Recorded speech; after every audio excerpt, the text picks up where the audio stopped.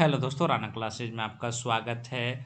तो आज की लेटेस्ट अपडेट बताऊंगा, तो इस वीडियो को शुरू से अंत तक देखें। पसंद आने पर लाइक्स, नए लोग सब्सक्राइब करना ना भूले। तो जैसा है, रेलवे ने एनटीपीसी सीबीटी 1 के परिणाम को लेकर उम्मीदवारों की चिंताओं पर ध्यान दिया।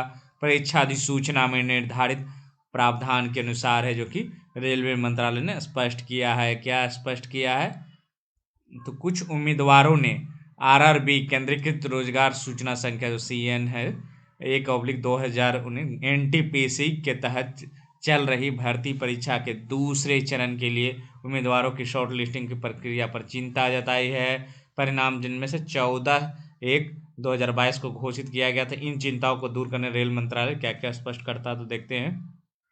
उम्मीदवारों के स्तरवार और पोस्टवार परिणाम घोषणा पर चिंता, मतलब के जो अलग अलग पोस्ट वाइज या कैटेगरी वाइज जो दिया गया है।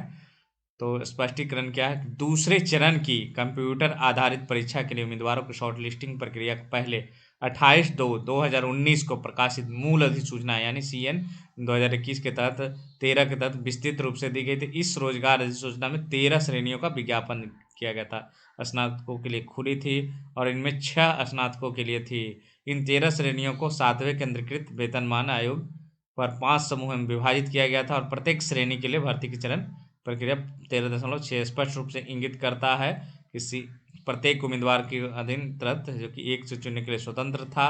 परिणाम है जो कि कड़ाई से अधिसूचना में निर्धारित प्रावधान अनुसार है। उसके बाद क्या है?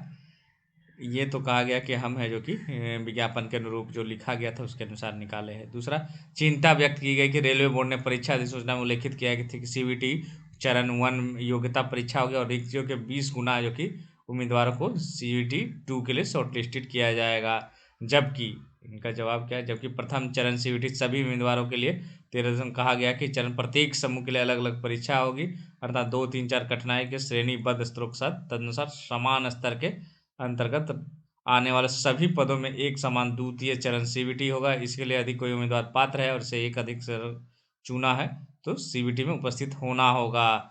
पदों के प्रत्येक समूह के लिए अलग अलग होंगे, अर्थात स्नातक स्तर के। फिर क्वेश्चन किया गया है कि 7 लाख रोल नंबर नहीं, 7 लाख उम्मीदवारों की शॉर्ट लिस्टिंग होनी चाहिए।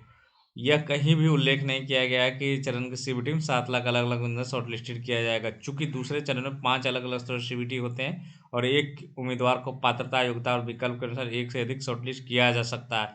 7 लाख रोल नंबरों की सूची में कुछ नाम एक से अधिक सूची दिखाई देंगे। मतलब इनका कहना है कि 7 लाख उम्मीदवार नहीं, 7 लाख है जो कि रिजल्ट है, जो कि छात्रों की मांग है कि 7 लाख उम्मीदवार के रिजल्ट हो। फिर है, आरआरबी ने अधिसूचित रिक्तियों के केवल 4-5 गुना उम्मीदवार शॉर्टलिस्टेड किया। अधिसूचित 13-20 गुना दौर से लघु सूचीकरण स्तर पदवार किया गया। सूचियों में लगभग 7 लाख रोल नंबर, जो लगभग 35, मतलब ये कहना उम्मीदवार को शॉर्टलिस्ट नहीं किया गया है, हम रोल नंबर को शॉर्टलिस्ट किए हैं। एक पद के लिए 10 प्रत्याशी लड़ते थे, अब 10 पदों पर एक प्रत्याशी लड़ेगा। अंत में लगभग 35,000 विशिष्ट उम्मीदवारों का चयन किया जाएगा और योग्यता और वरीयता के आधार पर केवल एक ही उम्मीदवार, अतः कोई पद रिक्त नहीं रहेगा। इनका कहना है कि हम पद को रिक्त नहीं रखेंगे। कुछ उम्मीदवार एक से अधिक योग्य घोषित किया गया, चूंकि प्रत्येक स्तर के लिए अलग अलग द्वितीय चरण कठिनाई से ग्रेड दिया जाएगा। एक उम्मीदवार जिसे उच्च स्तर के पद सूचीबद्ध किया है वह निचले सीबीटी में वंचित नहीं किया जाता यदि उम्मीदवार अन्यथा योग्यता में आ रहा है। फिर कट ऑफ, बहुत ज़्यादा कट ऑफ सामान्यीकृत अंकों के आधार पर तैयार किया गया जो सामान्य से कच्चे स्कोर से अधिक होते हैं। कट ऑफ भी उस स्तर पद के लिए अधिसूचित रिक्तियों की संख्या पर निर्भर करता है। चूंकि 21 आरआरबी में 10+2 उम्मीदवारों की लगभग 10,500 रिक्तियाँ अधिसूचित की, जबकि लगभग 35,000 जहाँ स्नातक स्तरीय है, तो कट ऑफ के आधार पर स्नातक उम्मीदवारों की तुलना में अधिक रहा है।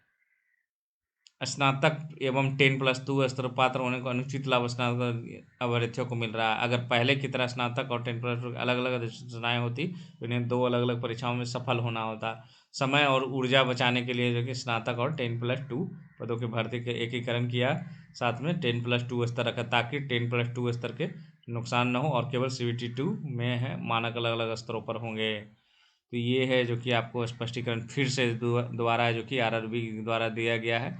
और उम्मीदवार जो आपने देखा होगा कि सोशल मीडिया पर खासकर कट ऑफ जो है बहुत हाईलाइट हुआ कि 45+ है। तो हाँ, ये बात सही है कि उन लोगों को है जो कि कोर्स भी है जो कि बेचना था और उन्होंने बेच भी लिया, क्योंकि 45 में 7 लाख रिजल्ट आया, तो उन लोगों के लिए तो फायदेमंद है कि 45 कट ऑफ बताए तो भाई लोग हैं जो कि बहुत मटेरियल कर दे। अब जब कट ऑफ है जो कि 45 तो किसी में नहीं गई, तो कम से कम 60 गई, मिनिमम 60 गई, कहीं 70 गई, कहीं 90 तक चली गई।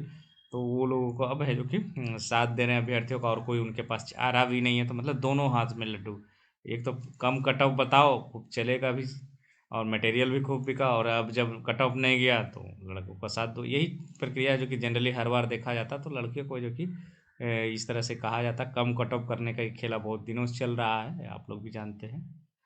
और उसके बाद आते हैं दूसरी खबरों पर।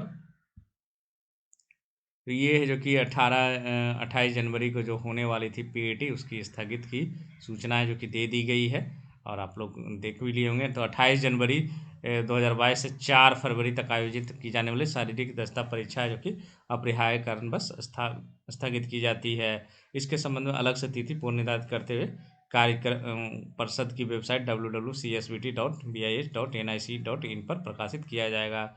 दिनांक 9/2/2022 से पूर्व निर्धारित कार्यक्रम के अनुसार शारीरिक दक्षता परीक्षा यथावत रहेगी। मतलब जिनका है कि 28 से 4 को कैंसिल किया गया, जो 9 तारीख को 9 फरवरी को है वो शारीरिक यथावत रहेगी। तो ये आगे देखना है कि ये भी परीक्षा होगी या नहीं होगी। तो कम से कम इन अभ्यर्थियों के लिए राहत है जो 28 जनवरी को से परेशान थे कि कहीं है जो कि प्रैक्टिस भी नहीं हो रही थी ढंग से, और ऊपर से जो कि परीक्षा की तिथि भी नज़दीक आ रही थी। तो इनकी समस्या तो है जो कि दूर हुई।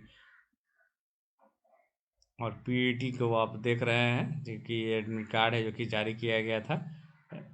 इम्पोर्टेंट नोटिस है जो कि डाउनलोड योर एडमिट कार्ड, तो इसको देख लेते हैं। ये ड्राइवर का है, ये admit card Bihar police constable का, देखते हैं कि क्या है।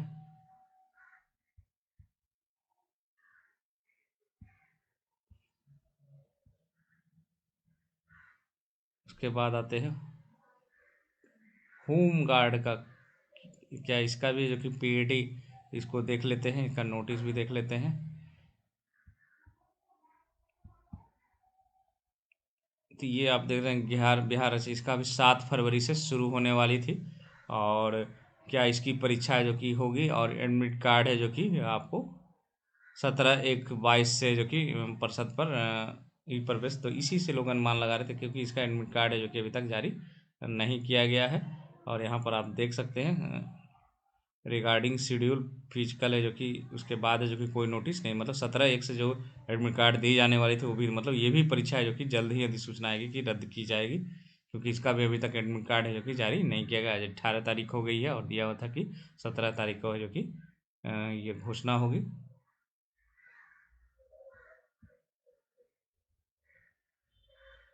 उसके बाद आते हैं common recruitment process for recruitment of specialist officer in participating bank.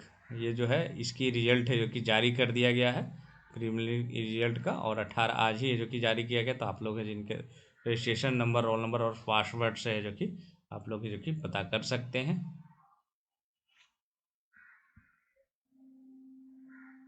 तो इसी के साथ धन्यवाद।